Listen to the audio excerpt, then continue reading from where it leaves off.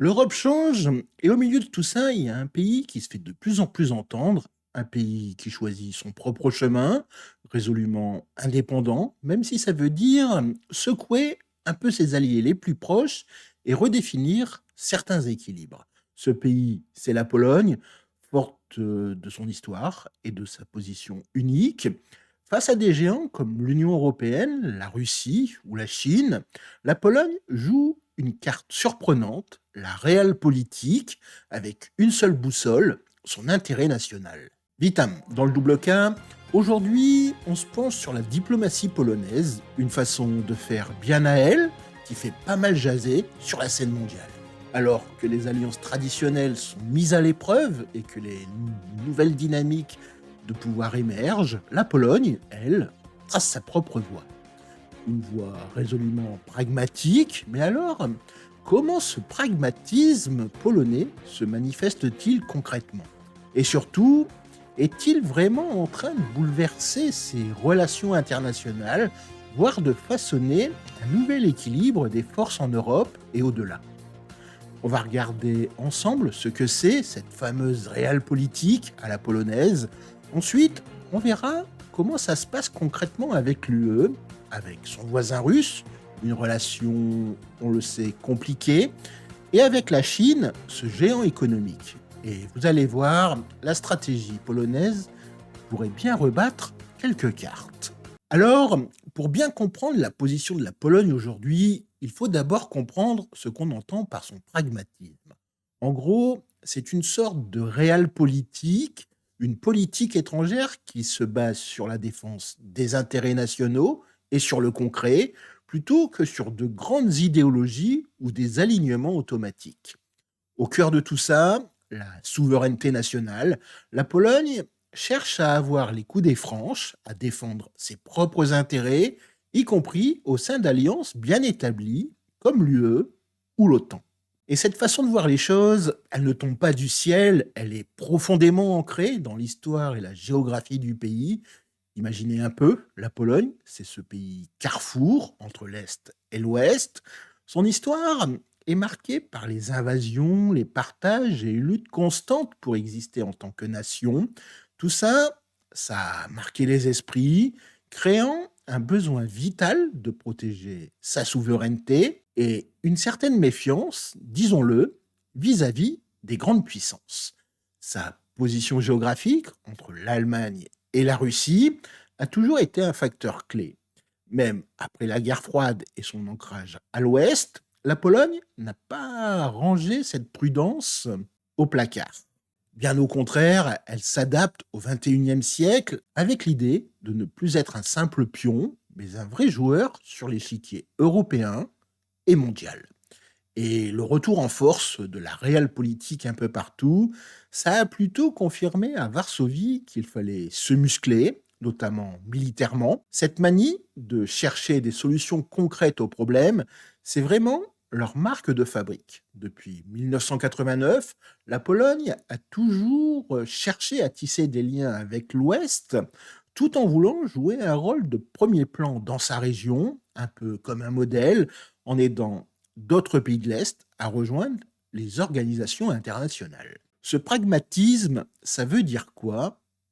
Une flexibilité stratégique, une capacité à changer de tactique selon les circonstances et les rapports de force, toujours avec un but, servir au mieux ce que la Pologne définit comme son intérêt national. Du coup, parfois, ça donne des positions qui peuvent surprendre, voire agacer certains partenaires, mais pour Varsovie, c'est simple, c'est justifié, si ça garantit sa sécurité et sa prospérité dans ce monde un peu fou. Quand la Pologne a rejoint l'Union européenne en 2004, c'était un grand moment. Un ancrage à l'ouest, des portes économiques qui s'ouvraient en grand, mais soyons clairs, entre Varsovie et Bruxelles, ce n'est pas toujours une partie de plaisir. C'est une sorte de tango permanent entre les avantages de faire partie du club et cette volonté farouche de la Pologne de garder son mot à dire.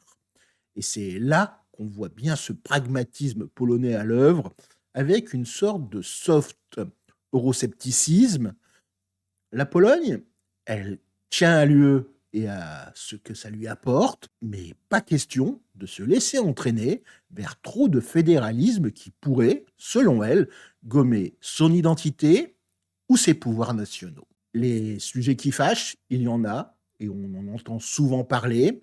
Les questions d'état de droit, les réformes de la justice, ça a longtemps créé des étincelles. Même si le ton a un peu changé avec le nouveau gouvernement, la Pologne défend toujours l'idée d'une union où les pays gardent la main. Dans les couloirs de Bruxelles, Varsovie se bat avec acharnement pour ses propres intérêts. Prenez par exemple l'énergie et le climat. La Pologne, encore très accro au charbon, a obtenu des aménagements et demande une approche pragmatique qui pense à la fois à la planète et à ses usines. Elle milite aussi pour que le nucléaire soit reconnu comme une énergie verte. Sur l'immigration, la Pologne a souvent eu une position ferme, pas vraiment en phase avec les idées de relocalisation de certains de ses partenaires. D'ailleurs, le pays prépare une nouvelle stratégie migratoire pour 2025-2030 avec un objectif clair, reprendre le contrôle et assurer la sécurité. Et côté défense, si la Pologne est un membre loyal de l'OTAN, elle est plus discrète quand il s'agit de donner plus de pouvoir à l'UE en matière de défense, préférant compter sur l'Alliance atlantique pour sa sécurité. Et pour se faire entendre, la Pologne sait jouer collectif avec ses voisins. L'initiative des trois mers, par exemple, s'est vue comme un moyen de peser plus lourd en Europe centrale et orientale et de faire un contrepoids à des coalitions avec les pays du groupe de Visegrad ou d'autres sur des dossiers précis. D'ailleurs, tout le monde attend de voir ce que donnera sa présidence de l'UE au premier semestre 2025, avec un slogan qui dit tout, sécurité, Europe. L'accent étant mis sur la sécurité sous toutes ses formes, Varsovie compte bien y défendre une approche pragmatique, notamment sur la défense, l'énergie et la compétitivité. Même avec un gouvernement plus pro-européen, la Pologne a bien montré qu'elle dirait non à des réformes des traités de l'UE qui sentiraient trop le fédéralisme. C'est ça leur style. On coopère si ça nous arrange, on résiste si on pense que notre souveraineté ou nos intérêts vitaux sont en jeu. Pologne-Russie, voilà une relation compliquée. C'est le moins qu'on puisse dire, avec un lourd bagage historique. Des siècles de conflits, de domination, une méfiance qui colle à la peau. C'est un axe central, permanent, de la politique étrangère polonaise. Face à Moscou, le pragmatisme de Varsovie, c'est d'abord fermeté et sécurité avant tout. Le but, il est double, limiter l'influence russe dans le coin et s'assurer que personne ne touche à ses frontières et à sa souveraineté. Depuis l'invasion russe en Géorgie en 2008, et encore plus après l'annexion de la Crimée en 2014 et l'invasion à grande échelle de l'Ukraine en 2022, Varsovie n'a eu de cesse d'alerter ses partenaires occidentaux sur la menace Poutine, ce que la Pologne craignait et que certains trouvaient exagéré, c'est malheureusement confirmé de façon tragique. Aujourd'hui, il faut bien le dire, plus personne en Europe ne peut balayer d'un revers de la main l'analyse de Varsovie sur la menace russe. Concrètement, ce pragmatisme version sécurité, ça donne quoi? D'abord, ils mettent le paquet sur leur propre défense. La Pologne dépense un sacré pourcentage de son PIB pour l'armée. On parle de 4,7% visés pour 2025, bien plus que la plupart des alliés de l'OTAN, même les États-Unis en proportion. L'ambition, c'est avoir l'une des plus grosses armées de terre d'Europe, avec un objectif de 500 000 hommes. Ensuite, ils bétonnent leur place dans l'OTAN. Pour la Pologne, l'Alliance atlantique et surtout la relation avec les États-Unis, c'est le socle de sa sécurité. Elle pousse pour plus de soldats américains et alliés chez elle, et surtout le flanc est de l'OTAN. Varsovie a même dit qu'elle serait prête à accueillir des armes nucléaires si ça pouvait renforcer la dissuasion Des discussions sont d'ailleurs en cours sur un rôle potentiel de la Pologne dans la politique nucléaire de l'OTAN. Et troisièmement, un soutien sans faille à l'Ukraine. Pour la Pologne, la survie de l'Ukraine, c'est directement lié à sa propre sécurité. Aider Kiev à tenir tête à la Russie, c'est vu comme un impératif stratégique pour tenir la menace russe loin de ses portes. La Pologne a été une plaque tournante pour l'aide militaire et humanitaire à Kiev et a accueilli énormément de réfugiés ukrainiens. Ça n'a pas toujours été simple, notamment avec les produits agricoles ukrainiens, mais l'objectif stratégique, lui, ne bouge pas. La stratégie polonaise, c'est de pouvoir dissuader la Russie tout en évitant de mettre le feu aux poudres. Varsovie mène sa propre politique à l'Est, cherchant à protéger ce qu'elle appelle ses confins orientaux, Lituanie, Biélorussie, Ukraine, de l'influence russe.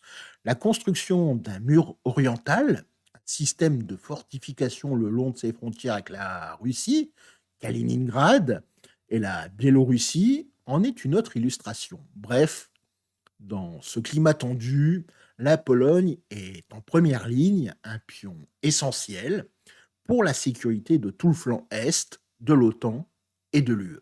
Avec la Chine, c'est une autre histoire. La Pologne sort une autre carte de sa réelle politique, un jeu d'équilibriste entre business et prudence géopolitique, vu ses alliances et ses propres soucis de sécurité. L'histoire est moins lourde qu'avec la Russie, c'est sûr, mais la relation reste un casse-tête. D'un côté, les promesses économiques chinoises, de l'autre, les inquiétudes face à son poids grandissant dans le monde. Côté économie, la Pologne se dit qu'il y a peut-être un coup à jouer avec la Chine, les nouvelles routes de la soie par exemple, ça a intéressé Varsovie, une occasion d'attirer des investissements, surtout dans les infrastructures, et de booster le commerce. La Pologne a d'ailleurs été le premier pays d'Europe centrale et orientale à nouer un partenariat stratégique avec la Chine en 2011 et un comité intergouvernemental a même été créé pour organiser tout ça. Un plan d'action pour renforcer ce partenariat pour 2024-2027 a même été signé, ciblant l'économie, le commerce, l'investissement, la connectivité et la technologie. La Chine est vue comme un marché potentiel pour exporter, y compris les produits agricoles polonais. Les attentions se flairent pour le business et contrebalancées par beaucoup de prudence dès qu'on parle stratégie et sécurité. La Pologne reste un allié fidèle des États-Unis et elle est très attentive aux préoccupations américaines et européennes sur l'influence politique et technologique chinoise. La sécurité des réseaux 5G, par exemple, a été gérée avec des pincettes, Varsovie essayant de s'aligner sur ses partenaires de l'OTAN et de l'UE. La Pologne n'a aucune envie de se retrouver coincée entre Washington et Pékin, mais elle sait bien que les enjeux géopolitiques sont énormes. Elle essaie donc de varier ses partenaires économiques sans mettre en péril ses alliances de base. Cette approche sélective veut dire que les investissements chinois sont les bienvenus, oui, mais ils sont passés au crible des intérêts nationaux et des questions de sécurité. En réalité, la balance commerciale penche sérieusement du côté chinois et ça pèse pour la Pologne. Malgré les ambitions, attirer de gros investissements chinois s'est révélé plus compliqué que prévu pour beaucoup de pays européens et la Pologne n'y échappe pas. La guerre en Ukraine a aussi changé la façon dont la Pologne voit la Chine. La position de Pékin, souvent jugée ambiguë, voire un peu trop penchée du côté russe, a renforcé la méfiance de Varsovie et a rappelé l'importance de rester soudé côté occidental face au régime autoritaire. Malgré tout, Pékin compte sur la Pologne, surtout pendant sa présidence de l'UE en 2025, pour aider à faire avancer les relations entre la Chine et l'Europe. Donc, face à la Chine, la Pologne la joue pragmatique, on prend les avantages économiques, mais on garde un œil ouvert sur la stratégie et on ne lâche pas ses alliés occidentaux. Un vrai numéro d'équilibriste qui montre bien toute la complexité pour la Pologne de trouver sa place dans ce monde aux multiples pôles. Cette façon très pragmatique qu'a la Pologne de gérer ses relations internationales, ça pose une vraie question. Est-ce qu'on est en train de voir un nouvel équilibre des forces se dessiner en Europe, avec Varsovie qui prendrait de plus en plus de place? Plusieurs signes le laissent penser. D'abord, on ne peut pas nier que la Pologne pèse de plus en plus lourd en matière de sécurité et de défense. Ses investissements militaires colossaux, sa position géographique clé face à la menace russe et son rôle de premier plan dans le soutien à l'Ukraine lui donnent une crédibilité et une influence qui grandissent, surtout au sein de l'OTAN et auprès des États-Unis. Même des pays comme la France admettent maintenant l'importance stratégique de l'Europe de l'Est et essaient de se rapprocher de Varsovie. Le récent traité de Nancy en est d'ailleurs la preuve. La Pologne, c'est plus juste un pays qui consomme de la sécurité, elle en fournit activement et ça change la donne. Ensuite, économiquement, la Pologne est devenue un poids lourd en Europe centrale et orientale. Sa croissance a été solide pendant des années.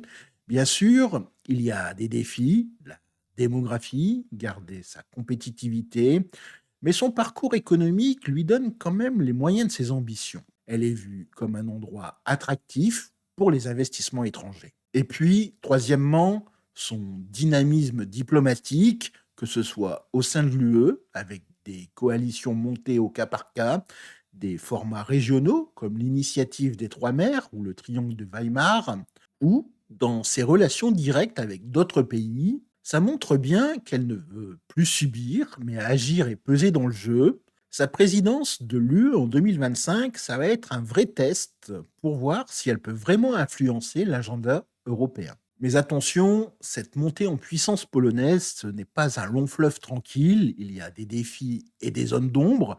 Son pragmatisme, même s'il est centré sur l'intérêt national, peut parfois clasher avec les intérêts du groupe au sein de l'UE ou créer des tensions avec des partenaires importants. La défense de la souveraineté, c'est légitime, mais certains peuvent y voir un frein à plus d'intégration européenne. Les histoires d'état de droit, même si c'est plus calme, ça a laissé des marques. Alors, la Pologne, nouveau joueur clé, celui qui fait la pluie et le beau temps, ce qui est sûr, c'est que son influence monte. C'est un acteur qu'on ne peut plus ignorer sur les questions de sécurité en Europe et un partenaire de plus en plus écouté. Elle participe clairement à déplacer le centre de gravité stratégique de l'Europe plus à l'Est, mais de là à parler d'un bouleversement total, c'est peut-être aller un peu vite. La Pologne joue encore beaucoup dans le cadre de l'OTAN et de l'UE. Pour vraiment peser, elle devra réussir à créer des consensus et à garder de bonnes relations avec ses grands alliés, tout en défendant ses propres intérêts.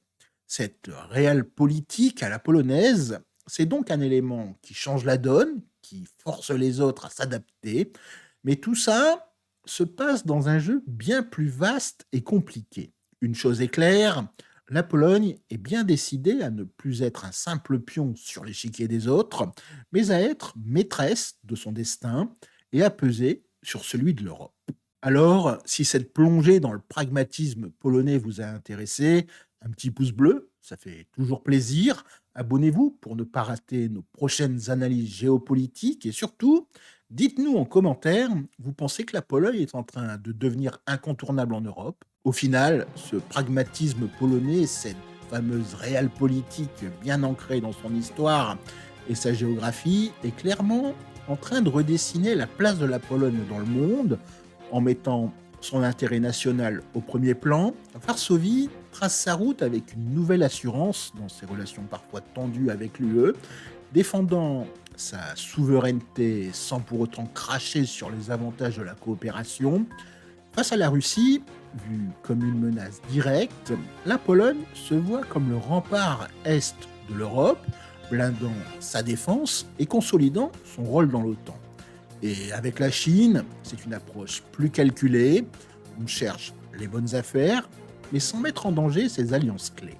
Ce n'est pas une stratégie sans risque ni sans grincement de dents, mais elle montre une chose. La Pologne veut être un acteur qui compte, souverain et influent. Alors, quels défis, quelles opportunités pour la Pologne sur le long terme avec cette stratégie? Est-ce que cette affirmation va, à la longue, souder l'Europe et les alliances transatlantiques, ou au contraire, les mettre à l'épreuve? L'avenir nous le dira, mais une chose est sûre, la voix de la Pologne se fait de plus en plus entendre sur la scène mondiale et son pragmatisme va continuer d'influencer le jeu géopolitique.